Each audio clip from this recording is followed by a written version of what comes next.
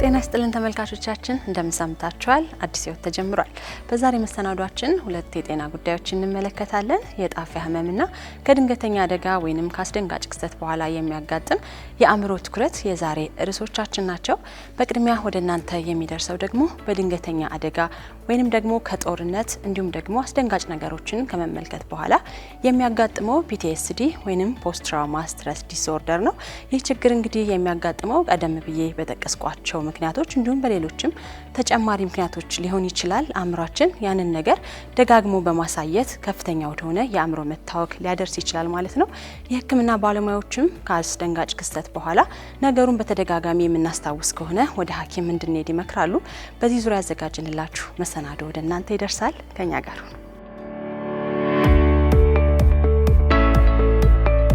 መነሻው እንግሊዝኛ ስለሆነ ፖስት ትራውማቲክ ስትረስ ዲስኦርደር ወይም ደግሞ በምህጻረ ቃል PTSD የምንለው ባቻ ትርጉሙ በተቀራረበ ሙሉም ባይሆን በተቀራረበ ከማንኛውም ከአደጋ ወይም ከፍተኛ ውጥረት ከሚፈጥሩ ነገሮች በኋላ የሚከሰት ውጥረት፣ ጭንቀት ወይም ደግሞ ተያያዥ ምልክቶች ወይም ደግሞ አጠር ባለ መልኩ ድህረ አደጋ ሰቀቀን ምንለው ናቸው ትርጉም ሊይዝ ይችላል።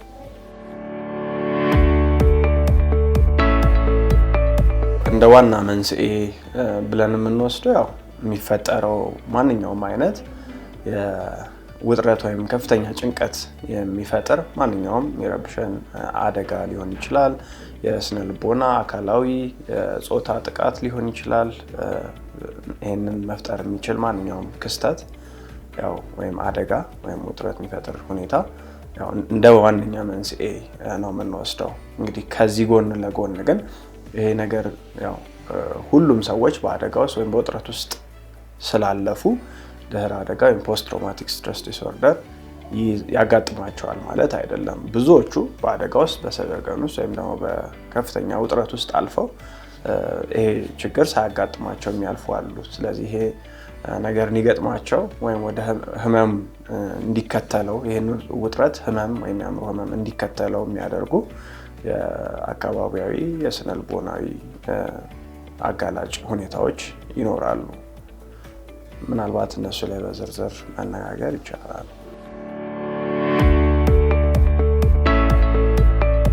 ማንኛውም ሰው ላይ ሊያጋጥም የሚችል ነገር ነው።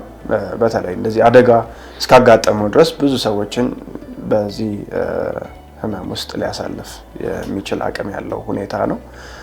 በተለይ ከወንዶች ሴቶች የበለጠ ተጋላጭነት ሊኖር ይችላል። እድሜ አነስ ባለ ቁጥርም እንደዚሁ እድሜ በጣም ከፍ ባለ ቁጥርም እንደዛ አይነት ከፍ ያለ ስርጭት ሊኖረው ይችላል። እንግዲህ እሱ በጣም ብዙ አይነት መነሻዎች ይኖሩታል። የተለያዩ ጾታን ከሚወስኑ የሆርሞን ሁኔታዎች ሊሆን ይችላል። እንዲሁም ደግሞ ማህበራዊ ሁኔታዎች የስነ ልቦና ውቅር ጋር በተያያዘ በለጠ ተጋላጭነቱ ሴቶች ላይ ከፍ ያለ ስርጭት ይኖረዋል። ፖስት ትራውማቲክ ስትረስ ዲስኦርደር ስሙ እንደሚያመለክተው ያው ቀድሞ የሚከሰት አደጋ ሊሆን ይችላል፣ አካላዊ አደጋ ሊሆን ይችላል፣ የስነ ልቦና ውጥረት የሚፈጥር ማንኛውም ክስተት ሊሆን ይችላል። እንደ ቀለል ያሉ ምሳሌዎች ለምሳሌ የመኪና አደጋ ከፍተኛ የሆነ አሰቃቂ ግድያ ወይም ሰው ሞቶ ወይም አደጋ ማየት ወይም ራስን አደጋ መግጠም ሊሆን ይችላል። አንዳንድ ጊዜ ደግሞ ሌላ ሰው ላይ ሲከሰት በማየት ወይም ደግሞ በመስማትም አንዳንድ የቅርብ ቤተሰብ ከሆነ የአደጋው ሁኔታ ወይም የተከሰተው ሁኔታ በጣም አሰቃቂና ከበድ ያለ ከሆነ አንዳንድ ጊዜ በመስማትም ሊሆን ይችላል። አንዳንድ ጊዜ ደግሞ በተደጋጋሚ ለእንደዚህ አይነት ነገር መጋለጥ ለምሳሌ የፖሊስ አባላት ሊሆኑ ይችላሉ። ብዙ ጊዜ እንደዚህ የወንጀል ምርመራዎችን ወይም ደግሞ የጉዳቱ ከደረሰ በኋላ ያንን ማንሳት ላይ ወይም ደግሞ ዝርዝሮቹን የማየት አጋጣሚ የሚገጥማቸው የሙያ ዘርፎች ሊሆኑ ይችላሉ። በዋናነት ግን እንደዚህ በአደጋ ውስጥ በቀጥታ የሚያልፉትን በቀጥታ ወይም በተዘዋዋሪ ስለዚህ ነገር ማወቅ ወይም ማጋጠም የመጀመሪያው ሁኔታ ወይም አስፈላጊ ሁኔታ ይሆናል ማለት ነው። ይሄንን ተከትሎ አንዳንድ ሰዎች በዚህ ውስጥ ካለፉ በኋላ የሚገጥማቸው የPTSD ምልክቶች ይኖራሉ ማለት ነው። ከነዛ መካከል እንግዲህ ስለተከሰተው ነገር ልክ እንግዲህ በጊዜው ሲያጋጥመን ሁላችንም ብንሆን ውስጣችን የሚሰማን ከፍተኛ የሆነ ድንጋጤ፣ ሐዘን፣ ለማምለጥ ሙከራ ወይም እንደዚህ ከፍተኛ ጭንቀትና ውጥረት ይኖራል። ልክ በተከሰተ ሰዓት የሚሰማን ወይም በጣም በጥቂቱ ያነሰ ሊሆን ይችላል በተመሳሳይ ሁኔታ ውስጥ ድጋሚ እንደገባን አይነት የሚታዩ ምልክቶች ሁኔታው ካለፈ በኋላ ለምሳሌ የዛሬ ሳምንት፣ የዛሬ ወር፣ የዛሬ ዓመት የገጠመን ነገር ልክ ዛሬ እንደተከሰተ ሁሉ ልክ የበፊቱን አይነት ስሜት ውስጥ ማለፍ ለምሳሌ ከፍተኛ የሆነ የመደንገጥ የፍርሃት ስሜት ሊሆን ይችላል። ልክ የመርበትበት ልክ በዛ ሁኔታ ውስጥ እንደማለፍ ሁኔታውን ግልጽ ባለ እይታ በሚመስል ፍላሽባክ የምንለው ወይም ደግሞ ትውስታ የሚመስል ነገር ሁኔታውን እንደ አዲስ መመልከት ልክ አሁን እየተከሰተ እንዳለ በእዝነ ህሊናችን ወይም በአይነ ህሊናችን መታየት ሊሆን ይችላል። ከሱም ተከትሎ ልባችን ላይ ከፍተኛ የሆነ የመደለቅ የመምታት ስሜት፣ ትንፋሽ ማጠር፣ ሰውነት መሞቅ ወይም ደግሞ ከፍተኛ ውጥረትን የሚያሳዩ ሌሎችን ምልክቶች ማሳየት ሊሆን ይችላል። እንደዚሁም ስለ ሁኔታው የሚያስታውሱ ነገሮችን ባየን ሰዓት ልክ ሁኔታው እንደተፈጠረ ሁሉ እንደ አዲስ የመደንገጥ አይነት ነገር ሊከሰት ይችላል። ከነዚህ አይነት ነገሮችን የሚያስታውሱን ነገሮች መራቅም ወይም ደግሞ በዛ ለምሳሌ የተከሰተበት መንገድ ወይም የተከሰተበት ሰዓት ሊሆን ይችላል ማንኛውም ሁኔታ ያንን ሊያስታውሱ የሚችሉ ነገሮችን የመሸሽ አይነት ባህሪም እንደ አንድ ምልክት ልናየው እንችላለን። እንቅልፍ ማጣት አብሮ ሊከሰት ይችላል። ውስጣችን ይሄ ነው የምንለው ወይም ደግሞ ምክንያቱን ሳናውቀው ያለ መደሰት አይነት ስሜት ወይም ደግሞ ዝቅ ያለ ስሜት መሰማት ሊያጋጥም ይችላል ወይም ደግሞ ኔጌቲቭ አፌክት እንለዋለን። እነዚህን የመሳሰሉ ምልክቶች ሊያጋጥሙ ይችላሉ።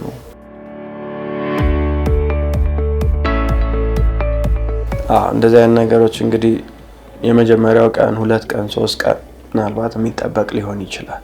እነዚህ ነገሮች ጊዜ ባለፈ ቁጥር የሚቀጥሉ አይነት ከሆኑ የጤና ምልክት ስላልሆኑ ወይም ደግሞ የሕክምና ትኩረት የሚፈልጉ ነገሮች ስለሆኑ ጉዳዩም በሳይንስም በሕክምና በደንብ የሚታወቅ ነገር እና መፍትሄ ያለው ነገር ስለሆነ በቶሎ ወደ ጤና ተቋም ሄዶ ለችግሩ መፍትሄን ማግኘት በጣም አስፈላጊ ነገር ነው የሚሆነው።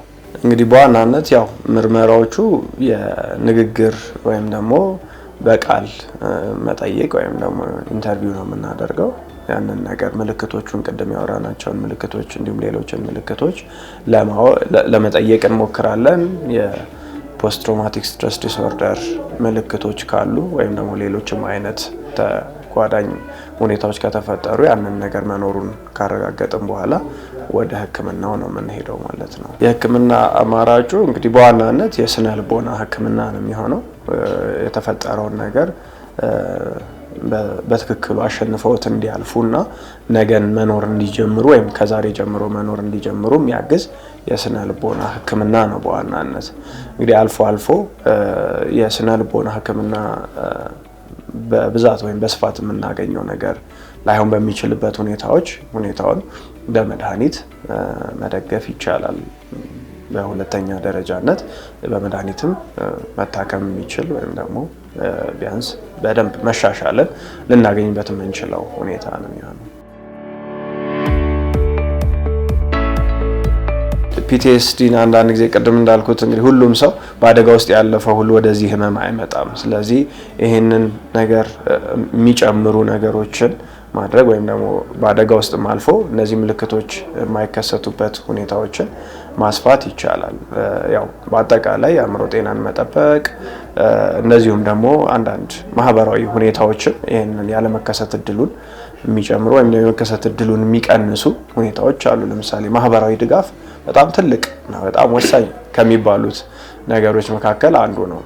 ለምሳሌ ከአደጋ በኋላ አደጋው ተፈጥሮም በዛው እስካለፈ በኋላ ያ ሰው ከዛ በኋላ የሚኖረው ማህበራዊ ድጋፍ ያ ነገር ወደ ህመምነት ይቀየራል አይቀየርም የሚለውን በከፍተኛ ሁኔታ የሚያግዝ ነገር ነው። ስለዚህ ለምሳሌ አንድ ሰው በቶሎ በማህበረሰብ ውስጥ ታቅፎ ድጋፍ ተደርጎለት እንክብካቤ ቢደረግለት ወደ ህመም የመሄድ እድሉ ሊቀንስ ይችላል። ከዚህ ጎን ለጎን ምናልባት የስነ ልቦና ህክምናም ቀደም ብሎ ማግኘቱ ምናልባት ከፍተኛ የሆነ የአእምሮ ጉዳት ከመድረሱ በፊት ምልክቶቹ የሚቀንሱበት ወይም የማይታዩበትን ሁኔታ ማመቻቸት ይቻላል።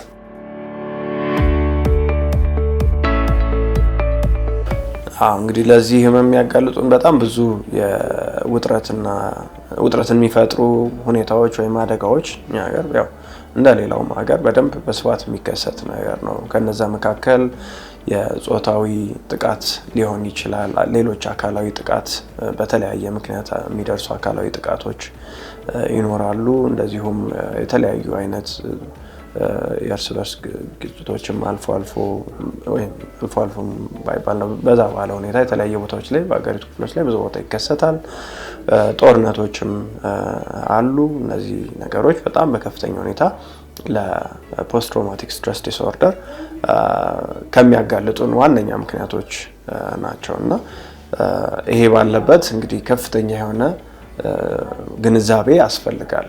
ቶሎ ብሎ አንደኛ ቀደም ያልኩትን አይነት የማህበራዊ ድጋፉን ማመቻቸት፣ ከዛ ካለፈ ደግሞ የህክምና አማራጭን መሞከር እንዲቻል የዚህን ህመም ከነዚህ ሁኔታዎች በኋላ ህመም ሊከሰት እንደሚችል በማሰብ ወደዛ ነገር እንዲሄዱ ግንዛቤ መፍጠር ያስፈልጋል። እነዚህ ምልክቶቹን በደንብ አውቆ ወደ ህክምና ወይም ወደ ማህበራዊ ድጋፉን ለሁሉም በዛ አደጋው ስላለፉ ሁሉ ማህበራዊ ድጋፉን ማድረጉ በጣም አስፈላጊ ነው የሚሆነው።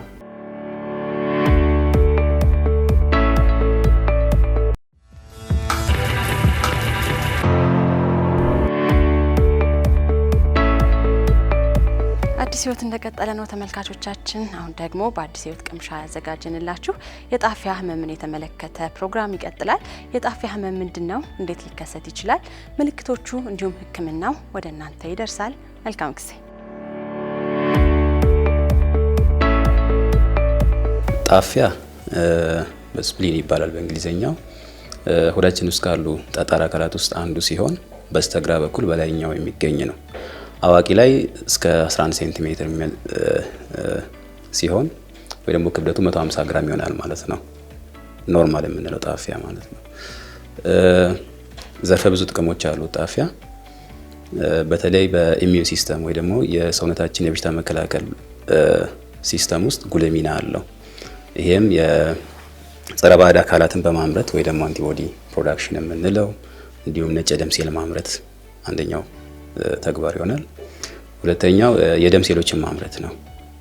አንድ ሰው ሳይወለድ ማፀን ውስጥ እያለ ቀይ ደም ሴል የሚያመርተው ጣፊያ ነው።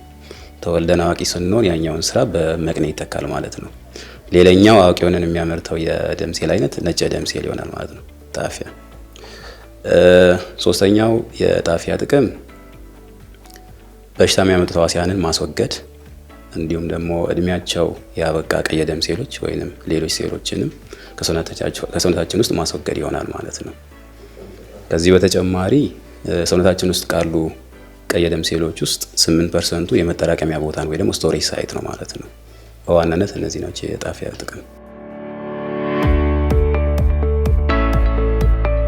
ብዙ ጊዜ ጣፊያ ታመመ የምንለው ቅድም እንዳልኩት ሳይዙ ሲጨምር ከኖርማል ሳይዝ ሲጨምር ወይም ደግሞ ክብደቱ ሲጨምር ነው ማለት ነው።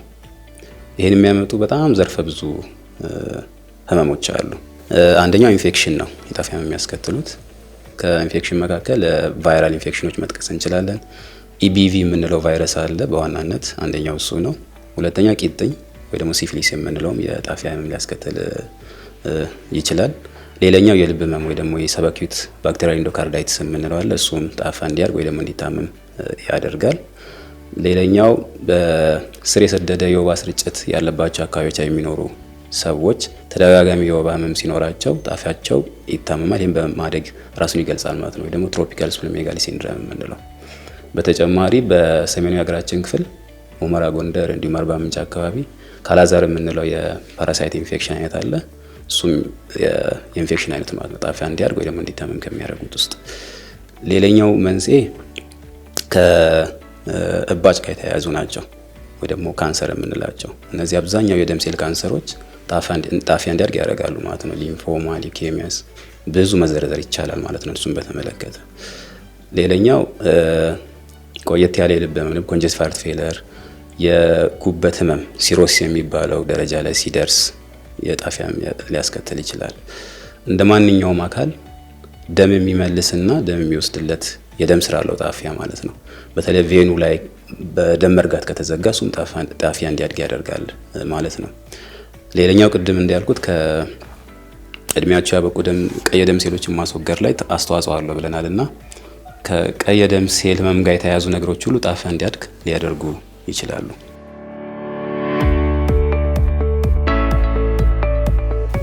ብዙ ጊዜ ምልክት ላይኖራቸው ይችላል። ምልክት ሲኖራቸው ግን በግራ በላይኛው የሆዳችን ክፍል አካባቢ ላይ የህመም ወይ ደግሞ ምቾት ያለመሰማት ስሜት፣ ሳይዝ ወይ ደግሞ መጠኑ እየጨመረ በመጣ ቁጥር ደግሞ ጨጓራን ስለሚጫነው ትንሽ ምግብ በልቶ ቶሎ የመጥገብ ነገር ስሜት ይሰማቸዋል ማለት ነው። እነዚህ ኮመንሊ ለሁሉም ስፕሊኖሜጋሊ ወይ ደግሞ ይሄ የጣፊያ ህመም የሚያስከትሉ ነገሮች ምልክቶች ናቸው። ሌሎች ግን ተጨማሪ ምልክቶች ይኖራሉ እንደ መንስኤው ማለት ነው። ለምሳሌ አሁን የካላዛር የምንለው ህመም ሲኖራቸው ትኩሳት፣ ሰውነታቸው መቀነስ፣ መንሰር፣ አንዳንድ ጊዜ ተቅማጥ፣ ሳል የመሳሰሉ ነገሮች ሊኖራቸው ይችላል ማለት ነው። አብዛኛውን ጊዜ የሐኪም እርዳታ ይፈልጋሉ። የዘርዘርናቸው መንስኤዎች የሚታከሙ ነገሮች ናቸው ማለት ነው። ስለዚህ ወደ ሕክምና ተቋም ሄዶ ምርመራ ማድረግ ተገቢ ነው ብዬ አስባለሁ። የጣፊያ ህመም ሲኖር የሚደረጉ መሰረታዊ ምርመራዎች ይኖራሉ ማለት ነው። ለምሳሌ ይሄ ሙሉ የደም ምርመራ ወይ ደግሞ ኮምፕሊት ብለድ ካውንት የምንለው፣ ቀይ የደም ሴል፣ ነጭ የደም ሴል እንዲሁም ፕላትሌት የምንለው እነዚህ ሶስት የገለጽኳቸው የሴል አይነቶች ቁጥራቸው አስፈላጊ ነው ማለት መጨመራቸው መቀነሳቸው የሚሰጠን ፍንጭ ይኖራል። ሁለተኛ ነጭ የደም ሴልን ስናይ የትኛው የነጭ የደም ሴል አይነት 5 ሰብ ታይፕ አለው ራሱና እሱ የሚሰጠን ፍንጭ ይኖራል። የትኛው ቀነሰ የትኛው ጨመረ የሚለው ነገር።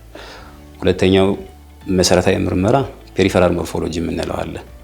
ከታካሚው ናሙና ይወሰድና በስላይድ ላይ ከዛ ባለሙያ የሚያየው ማለት ነው። ይሄ የቀይ የደም ሴል ቅርጽን ለማየት ነጭ የደም ሴል ቅርጽን፣ ሌሎቹ ፓራሳይት ኢንፌክሽኖችንም ለማየት ያገለግላል ማለት በጣም መሰረታዊ ግን ጠቃሚዎች ናቸው። አንዳንድ የጣፊያ ህመሞችን ምርመራ ለማድረግ ከመቅኔ ምርመራ መውሰድ ያስፈልጋል። ቦን ማሮ አስፒሬሽን ወይ ደግሞ ባዮፕሲ የምንላቸው ነገሮች ይኖራሉ። በተጨማሪ ደግሞ ከራሱ ከጣፊያ የሚወሰድ ስፕሊኒክ አስፕሬት የምንለው አለ። ለምሳሌ ካላዛር እንዳለው እሱ ተገቢ ምርመራ ይሆናል ማለት ነው። ሌላ የአልትራሳውንድ፣ ሲቲ ስካን ምናምን ምርመራዎች ሊያስፈልጉ ይችላሉ። የጣፊያ ህክምናው እንደ መንስኤው ነው ማለት ነው። ለምሳሌ ስር የሰደደ ወባማ አካባቢ የሚኖሩ ሰዎች ተደጋጋሚ በወባ ሲታመሙ ለሚፈጥረው የጣፊያ ህመም የሚሰጥ ህክምና አለ።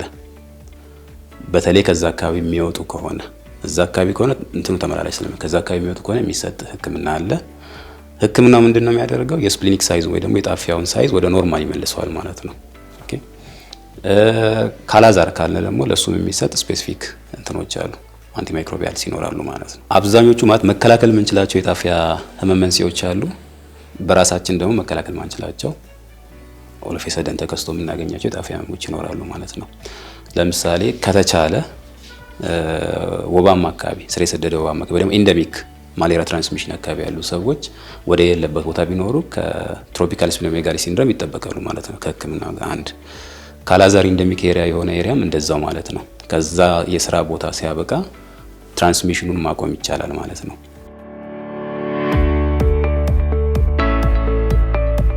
ጣፊያና ቆሽት ያው ለየቅል ናቸው። ቅድም እንዳልኩ ጣፊያ ማለት ስፕሊን ነው፣ ስራውም ህመሙም ለየቅል ነው ማለት ነው። ቆሽት የምንለው ፓንክሪያስ የሚባለው ነው። ፓንክሪያስ ስለዚህ የፓንክሪያስም ለየት ያለ ነገር ነው ማለት ነው። ቆሽት በተለያዩ ህመሞች ሊጠቃ ስለሚችል አንደኛው የሌላ ህመም አካልም ሊሆን ይችላል። ለምሳሌ የጉበት ህመም ያለባቸው ሰዎች በተዘዋዋሪ የጣፊያ ህመም ሊኖርባቸው ይችላል ማለት ነው። ስለዚህ ለጉበት ህመም የምናደርገው ህክምና እሱን ሊያግዝ ይችላል። እንደዚያ ድራጊንግ ሴንሴሽን ወይ ደግሞ በሆዳችን በስተግራ በኩል በላይኛው በኩል ያለ ህመም ከተሰማቸው መታየት ይኖርባቸው ብዬ ነው።